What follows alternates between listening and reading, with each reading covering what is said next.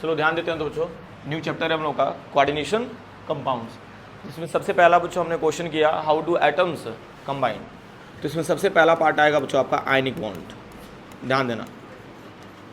Okay, तो ionic bond में क्या होता है बच्चों, कंप्लीट ट्रांसफर ऑफ इलेक्ट्रॉन होता है बच्चों, complete transfer of electron from one atom to another atom, from one atom to another atom. बच्चों एक ही करके टर्म्स को समझना जो कि काफ़ी इंपॉर्टेंट है, ठीक है। तो ये बताओ, इसका एग्जांपल ले लेते हैं हम लोग। जैसे मान लो हमारे पास सोडियम है बच्चों, ठीक है, एंड सोडियम बच्चों आप लोग को पता होगा Na+ के फॉर्म में लिया हमने और क्लोरीन को Cl- के फॉर्म में लिया। तो NaCl जब भी हम लोग लिखते हैं बच्चों, तो आप लोग एक चीज़ नोटिस करना, NaCl मान लो हमने लिखा बच्चों, ठीक है, तो इसमें एक्चुअली होता क्या है, हम लोग कभी भी NaCl को Na≡Cl नहीं लिखते हैं, मालूम है कि नहीं।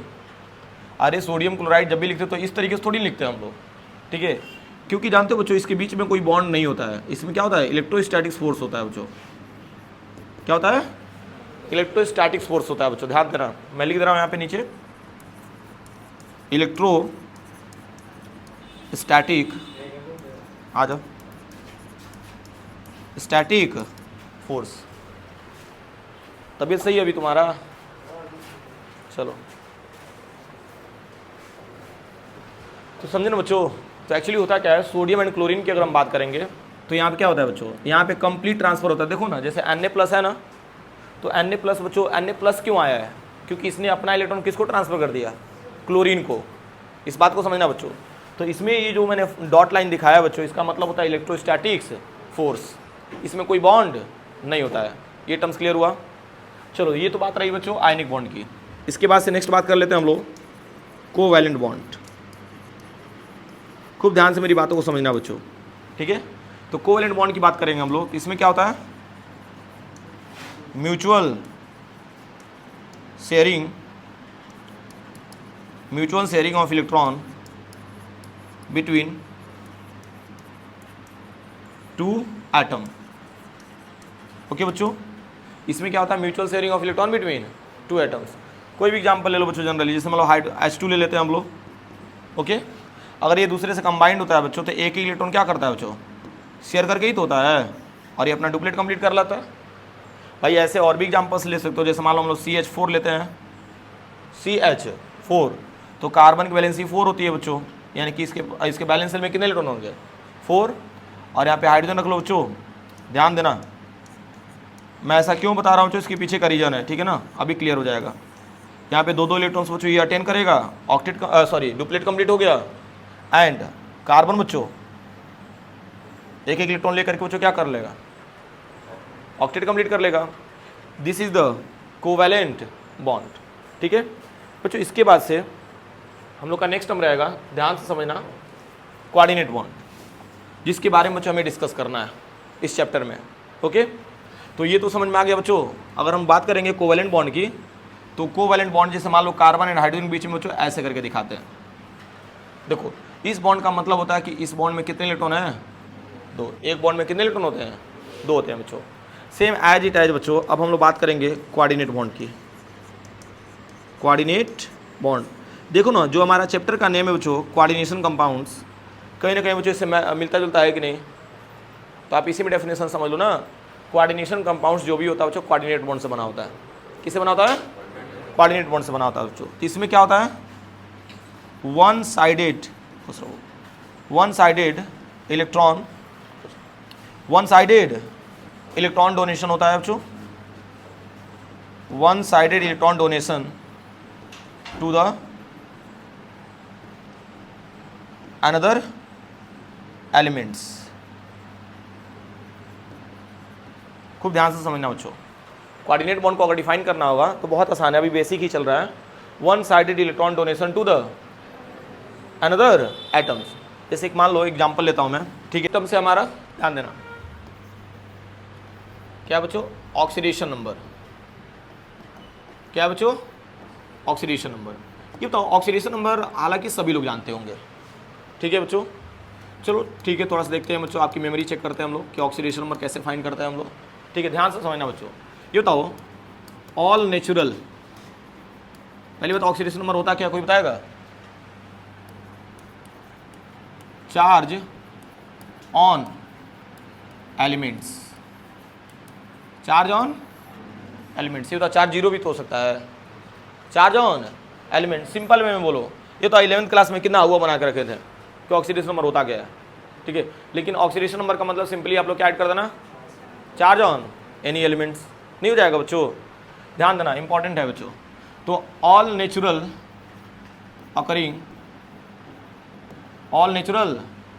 एलिमेंट्स, ऑल नेचुरली कर लेना, नेचुरली अकरिंग एलिमेंट्स। जैसे लाइक आप एग्जांपल ले लो बच्चों, N2 है कि नहीं बच्चों, O2 नेचर में ऐसे ही पाए जाते हैं ना, मॉलिक्यूल्स के फॉर्म में पाए जाते हैं। हीलियम हो गया बच्चों, नियॉन हो गया, ध्यान से समझना। और कोई एग्जांपल क्लोरीन गैस ले लो, ETC कर लेना, क्या दुनिया भर का लिखना। ठीक है, ये तो इसके ऊपर ऑक्सीडेशन नंबर क्या होता है, जीरो होता है कि नहीं भाई? जितने भी नेचुरल अकरिंग हमारे एलिमेंट्स होते हैं बच्चों, उनके ऊपर ऑक्सीडेशन नंबर क्या होता है, जीरो होता है। ये सभी लोग जानते होंगे बच्चों। यहाँ तक टर्म्स क्लियर हो रहे हैं? ठीक है, चलो ठीक है। अगर ये वाला पॉइंट क्लियर हो गया बच्चों तो एक और पॉइंट क्लियर करते हैं हम लोग। ये बताओ oxidation number of hydrogen, oxidation number of hydrogen may be +1 और -1, है कि नहीं? ऑक्सीडेशन नंबर ऑफ हाइड्रोजन क्या हो सकता है बच्चों, +1 भी हो सकता है एंड -1 भी हो सकता है बच्चों। क्यों हो सकता है, इसके पीछे का रीजन समझते हैं।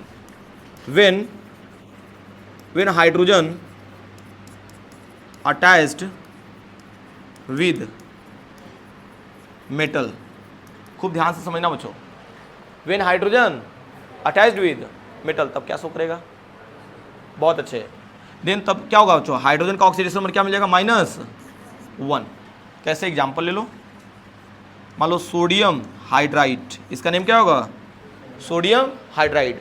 और बचपन से पढ़ते आ रहे हैं बच्चों कि लेफ्ट हैंड साइड क्या रहेगा, पॉजिटिव, और राइट हैंड साइड क्या रहेगा, नेगेटिव। ये पॉजिटिव और ये क्या होगा, नेगेटिव। बचपन से एक और चीज़ पढ़ते आ रहे हैं बच्चों, सोडियम क्या होता है, मेटल, सोडियम क्या होता है, और मेटल हैविंग पॉजिटिव चार्ज। जब ये पॉजिटिव तो बगल वाला क्या हो जाएगा, नेगेटिव हो जाएगा। क्लियर है ना बच्चों? ठीक है, पोटेशियम हाइड्राइड भी कर सकते हो, है कि नहीं? आप कैल्शियम हाइड्राइड भी कर सकते हो, CaH2। ठीक है, इस सब में क्या रखेगा बच्चों, हाइड्रोजन, नेगेटिव चार्ज। ये सब चीज़ें पहचानना है बच्चों, ठीक है ना। एंड नेक्स्ट बच्चों आप लोग स्टेटमेंट ऐड कर सकते हो, when hydrogen attached with non metal. ठीक है बच्चों, नॉन मेटल की बात करेंगे, इससे डिटेल लेक्चर नहीं मिलेगा बच्चों, खास करके 12th के लिए, ठीक है ना। तो जितना आवश्यक उतना ईमानदारी से सीख लो। और मेरा मेन पर्पज़ क्या है बच्चों, कि आप बोर्ड्स में बैठे या कम्पिटिटिव एग्जाम में बैठे तो आप ये ना कहें कि सर ने केमिस्ट्री अधूरा पढ़ाया है, ठीक है ना, कंप्लीट लेक्चर ले रहा हूँ मैं। तो हाइड्रोजन है बच्चों, यहाँ पे ऑक्सीडेशन नंबर क्या हो जाएगा, +1। कैसे, एग्जाम्पल ले लो बच्चों, जैसे नॉन मेटल के केस में HCl ले लो ना, क्लोरीन क्या होता है हमारा, देखो क्लोरीन से अटैच है, क्या हो गया, नॉन मेटल। एक बात बताओ, और ये क्या होगा, प्लस, और ये क्या हो जाएगा, अरे लेफ्ट साइड पॉजिटिव और राइट साइड नेगेटिव। क्लियर है बच्चों? और भी एग्जाम्पल ले लेते हो, H2O लेते हो ना, H2O, तो H2O में हाइड्रोजन को क्या मानते हैं, +1 मानते हैं। क्या मानते हैं हम लोग, +1। क्यों मानते हैं बच्चों, क्योंकि ऑक्सीजन हमारा क्या होता है, नॉन मेटल होता है। कुछ क्लैरिटी मिल रही है बच्चों?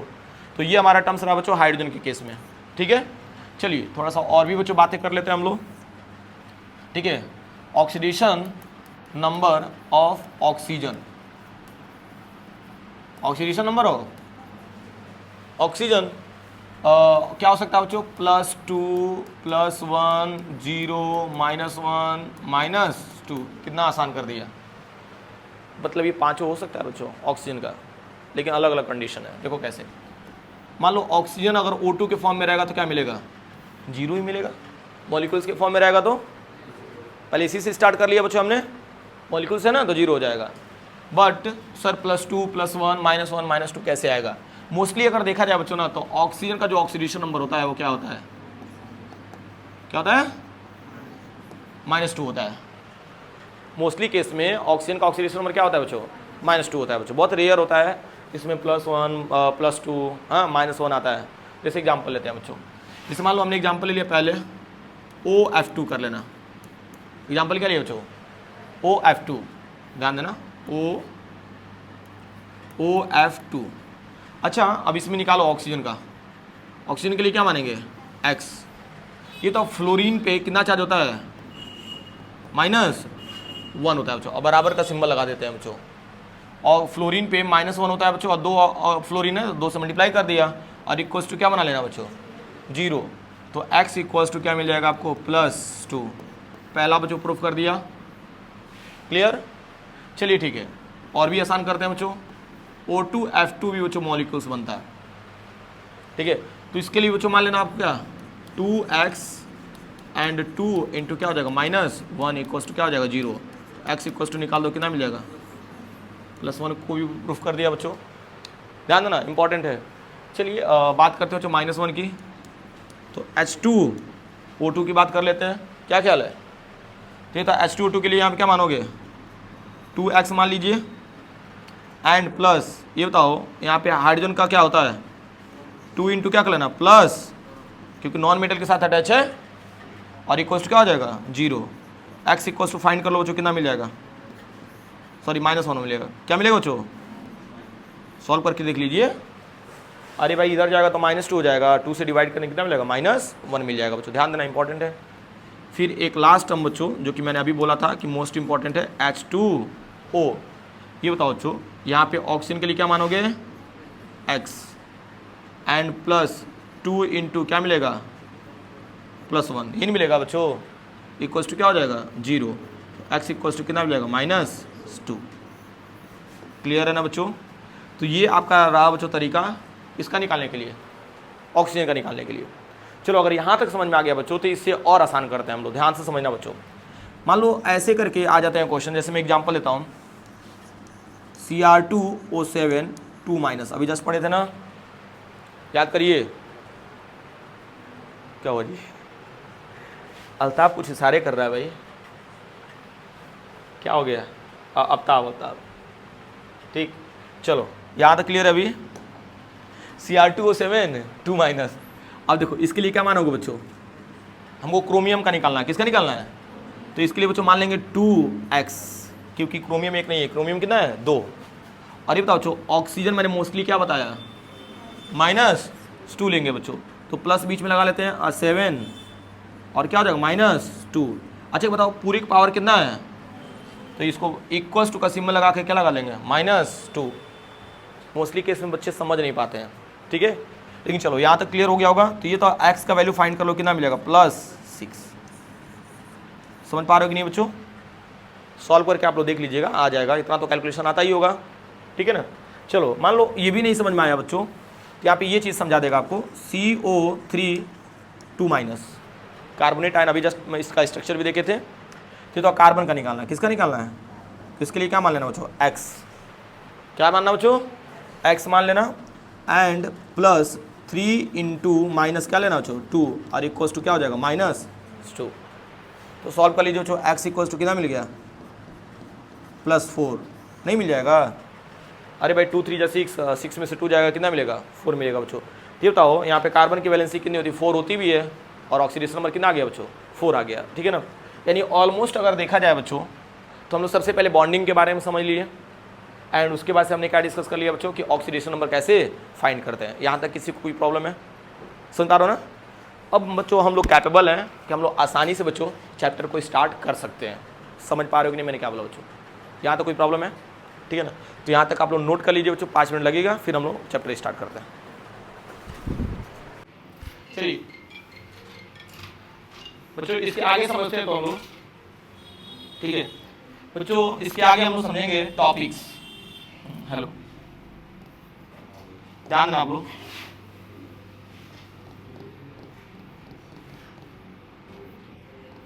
खूब ध्यान से समझो। तो बच्चों इसमें हमें ये सीखना है कि कोऑर्डिनेशन कंपाउंड्स में हमें कौन कौन से टॉपिक्स को कवर करने हैं। तो सबसे पहला टर्म हमारा यही आता है बच्चों। तो ये टॉपिक्स में बच्चों सबसे पहला टर्म हम लोग डिस्कस करेंगे इंपॉर्टेंट टर्म्स। देखो इसमें इंपॉर्टेंट टर्म्स क्या क्या आएंगे, इंपॉर्टेंट टर्म्स, ठीक है बच्चों। इंपॉर्टेंट टर्म्स में सबसे पहले हम लोग ये पढ़ेंगे types of salt, types of salt, सबसे पहले तो ये जिक्र करेंगे बच्चों, फिर सेकेंड पॉइंट बच्चों हम डिस्कस करेंगे कोऑर्डिनेशन कंपाउंड्स के बारे में। कोऑर्डिनेशन मतलब इसका डेफिनेशन वगैरह बच्चों देंगे, कोऑर्डिनेशन कंपाउंड्स, यहाँ तक क्लियर है बच्चों। एंड फिर कोऑर्डिनेशन कंपाउंड्स के बाद बच्चों हम लोग जस्ट डिस्कस कर लेंगे बच्चों नॉमेनक्लेचर, यहाँ पे नॉमेनक्लेचर ऑफ, ध्यान से समझना बच्चों, nomenclature of coordination compounds, nomenclature of coordination compounds. चलो यहाँ तक तो क्लियर हो गया होगा, ठीक है बच्चों, nomenclature of coordination compounds. And next इसके बाद नॉमेनक्लेचर करेंगे बच्चों, साथ में कुछ न्यूमेरिकल्स वगैरह भी करेंगे हम लोग, ठीक है। और सबसे इंपॉर्टेंट टर्म्स है बच्चों, ठीक है, बेसिक टू एडवांस बच्चों लेके चलेंगे कोई नॉमेनक्लेचर में, यानी कहीं से भी आएगा बच्चों आप कर लेंगे, ठीक है। चलो अब नॉमेनक्लेचर के बाद बच्चों जस्ट हम लोग डिस्कस करते हैं आइसोमरिज्म। क्या डिस्कस करते हैं बच्चों? आइसोमरिज्म। आइसोमरिज्म कुछ जनरली दो पार्ट्स में डिवाइड करके बच्चों पढ़ते हैं हम लोग, एक स्ट्रक्चरल होता है और एक क्या होता है स्टीरियो, अब उसके भी पार्ट्स होते हैं, ठीक है ना। बस टॉपिक जान लीजिए, आइसोमरिज्म डिस्कस करना है। आइसोमरिज्म के बाद बच्चों हम लोग जस्ट डिस्कस करेंगे वर्नर्स थियरी, वर्नर्स थियरी, ठीक है। अब वर्नर्स थियरी बच्चों फेल हो जाता है तब हम पढ़ते हैं बच्चों VBT, बैलेंस बॉन्ड थियरी। फिर बैलेंस बॉन्ड थियरी बच्चों फेल हो जाता है तो पढ़ते हैं हम लोग CFT, ठीक है। इसके आगे बच्चों लिगैंड फील्ड थियरी भी आता है, LFT भी आता है, ठीक है, MOT भी आता है, तो वो सब चीजें नहीं डिस्कस करना है बच्चों, इसमें बस VBT डिस्कस करना है और CFT डिस्कस करना है। एंड CFT के बाद बच्चों लास्ट टॉपिक हम पढ़ना है बच्चों bonding in metal carbonyl, metal carbonyl compounds, ठीक है बच्चों, मेटल कार्बोनिल कंपाउंड्स लिख सकते हो। एंड बच्चों एट द एंड आप सभी लोगों को पता होगा बच्चों कि इसका एट द एंड बच्चों क्या पढ़ेंगे हम लोग, इंपॉर्टेंस ऑफ दिस चैप्टर या importance of coordination compounds, coordination compounds. यहाँ तक क्लियर हो रहा है बच्चों, यानी ओवरऑल बच्चों इतने सारे टॉपिक्स को हमें बच्चों इस चैप्टर में कवर करने हैं, ठीक है। और इतना टॉपिक पढ़ने के बाद बच्चों अब हम लोग कितना कैपेबल हो जाएगा बच्चों नंबर गेन करने के लिए, तो 8 to 12 मार्क्स तक बच्चों इजीली आप लोग इस चैप्टर से गेन कर सकते हो। ध्यान ना बच्चों, मैंने इसका बच्चों सीक्वेंस कहाँ से उठाया, 8 मार्क्स से, ठीक है ना बच्चों।